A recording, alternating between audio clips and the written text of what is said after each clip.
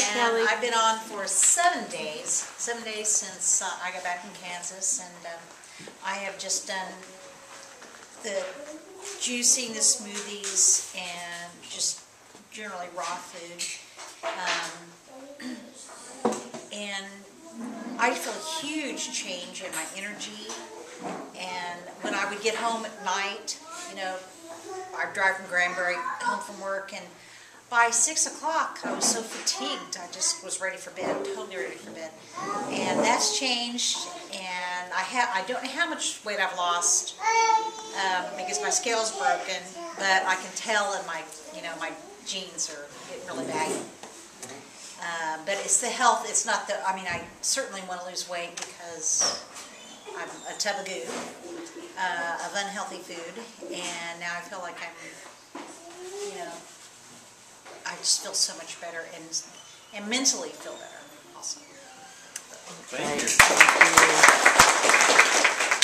And I'm really kind of like Dr. Linda says, but I'm a little introverted, so I probably won't speak very long because I'm not used to speaking. But this is my 9th day. I still have a day to go to reach my 10th. But it's not going to stop there. I'm going to keep doing it because I feel so good. And my wife's going to continue on it with me. All my life I've been a meat and potatoes man.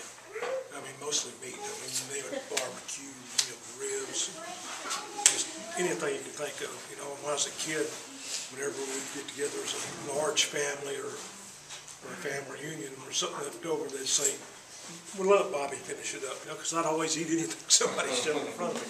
It's a wonder I'm not in the shape that Frank was in last night. And I used to be a lot heavier than I am now, but I came down with diabetes about 10 years ago, and I don't know why, but I lost a lot of weight from that. And I've been trying to watch what I eat. You know, I was real regular with kind of my blood sugar and watching my carbs. But I managed to cheat just enough and have enough medication that I could eat something that I thought was good and still, you know, come in fine with my blood sugar. So we heard about this and decided we were going to do it.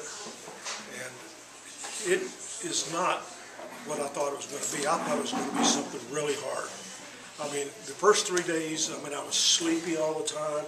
All I wanted to do was nap. I sit down, I do that. But, you know, now, 9 days, I mean, I have, you know, I've got energy. You know, I don't have any kind of aches and pains. Usually, my age, in my 6th decade, you get out of bed in the morning and you kind of creak a little bit. And that hasn't happened. So, I'm really super energized about this because I like feeling like this. I'll give up meat for this. Yeah. I think I'm going to keep doing it. Thank you, Bob. Yeah, I'm Michael, and I met Paul at the end of July, and we started a cleanse at that time, and it started me on a raw food journey that took me to a lot of places, much what you've all testified to. All of those things happened, but I thought, you know, as I was listening to everybody, there's one thing that really impacted me during this cleanse, and I went with the juice, just doing the juices, and I had an occasional smoothie that I would make for my wife in the morning. But it was this time of the year. I'm a professor at Tarleton, and I'm under a lot of pressure toward the end of the semester, and then with finals coming up next week. If you know anything about English professors, we turn into zombies about this time of year because of the load of reading that we do. And we have to stay sharp in our mind to accomplish what they ask us to do. And this is the first semester in 11 years that what's very unusual is me being out on a Sunday afternoon. Because all we do is read and grade and fall asleep. Mm-hmm. And you can tell in the hallway in my building, when we start wandering the hallways, it's because we're trying to avoid the essays that we have to read. This is the first semester I haven't had that. This is the first semester that I am ahead on all my grading. Wow. That's great. And I challenged my students. I had Paul come in last week to talk about the cleanse. And I actually had some students come up afterward, and we talked about it because they're all getting ready for finals, and the idea is how much amphetamines can we get into us to maintain what we need to get through these finals and stay up all the hours of the night. And I've got a couple of students interested in doing it with raw, with the juice. And because I can guarantee them, based on my own experimentation, that you're much sharper, you retain more, and your energy level is amazing. Yes. And so that's the big benefit that I got from this cleanse this week. Nice. I'm not a public speaker at all. But I'm kind of a nuts and bolts guy. I like to know why things work and what makes them work. And I started coming into the store a little bit and trying to learn as much as I could without asking too many questions to reveal how ignorant I was about a lot of the things concerning nutrition. But Paul helped me get it going, and all the guys at Barefoot have been super. And I started, I'll just say I was not expecting what happened, but if it made me feel better, that's what I was after. It only did that, but I dropped to around about between 55 and 60 pounds. I've got another 50 to go, and it'll happen because I'll stay on it. And the energy level is unbelievable.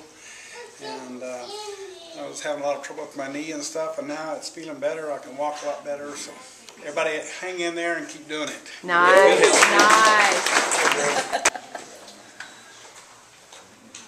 My name is Brody, and I am a beef cattle veterinarian and dairy veterinarian that doesn't eat meat or drink milk.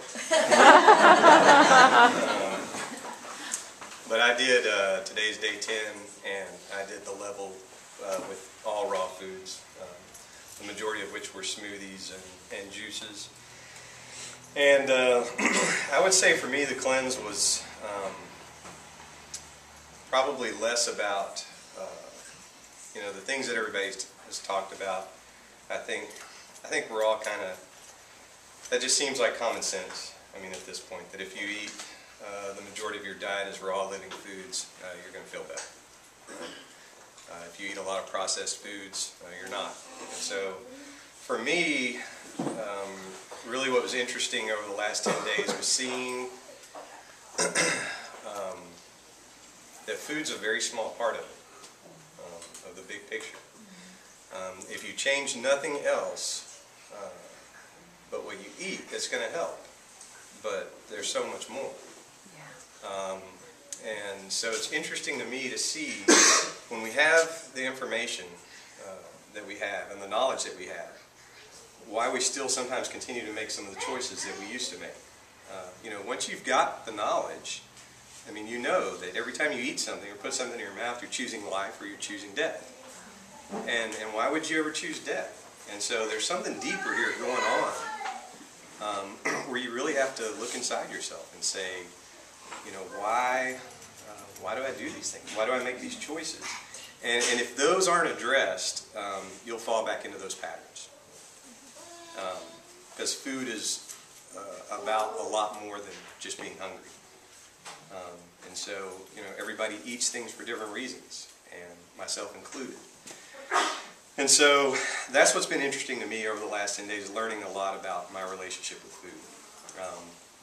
And that I really need to be introspective and honest with myself and address a lot of the things with, we talked about the mind-body connection and the spirit. Because even if I eat the best foods in the world, but I still have, my life is still lived in such a way that I'm not able to utilize those things, I'm not necessarily going to be healthy or thrive. And I think that was addressed by some of the other people, is that they were eating the healthiest diets in the world and they still weren't